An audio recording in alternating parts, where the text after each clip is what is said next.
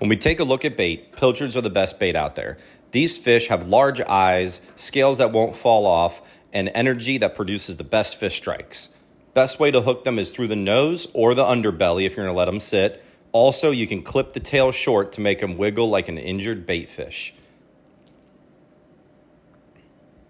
Next on the list is going to be the threadfin. Threadfin and pilchards commonly get mixed up, but a threadfin has smaller eyes, is usually larger, and their scales fall off very easily, giving them a discolored back. These fish can be used as live bait, but don't last as long. They can also be used as cut bait, cut up into pieces, or clip the tail for that special presentation. Next is the sardine. Sardines are typically used as dead bait, can be cut into chunks, and dropped down to the bottom for different species like groupers and snappers. If you get sardines live, you can treat them like the other two, pilchards and threadfin, to give you similar results. Sometimes, if you have nothing else, these fish get the hit. Here's the three fish that we just discussed, so you can kind of see the difference between them. On the top, we have a threadfin.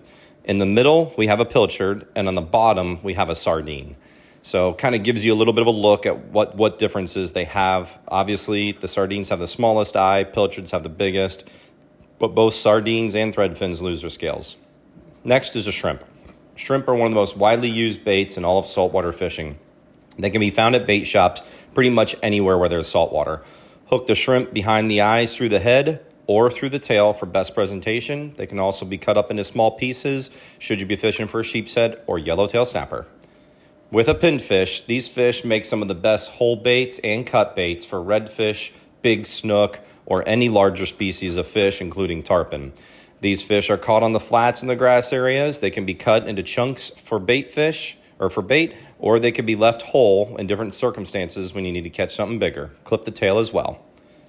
Croakers. Croakers are an Atlantic-style bait. The Gulf Coast of Florida doesn't use them as much.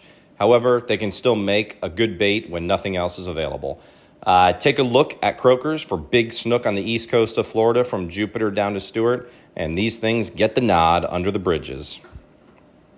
Grass grunts, commonly found on the west coast of Florida as well, are different from your other grunts. They have a lot of yellow spots on them. This one in the picture has a little bit of a beat-up tail. He's a little tired. But when you're looking for a big 40-plus inch snook or a tarpon, this is the bait to go to. Sometimes these can be cut up as well and used as cut bait. The venerable pass crab. Pass crabs are caught at night under bridges where there's passes along the west coast of Florida. These crabs are commonly used to catch large tarpon on the beaches or drifting crabs under bridges in current at night.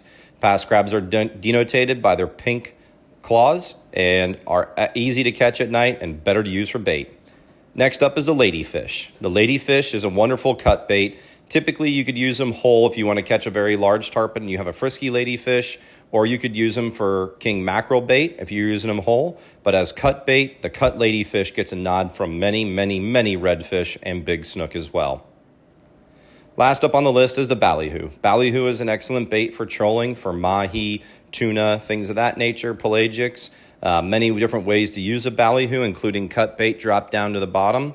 These baits are commonly found on the east coast of Florida, down throughout the Florida Keys, and are sold frozen at many bait stores and hold up very well when properly rigged.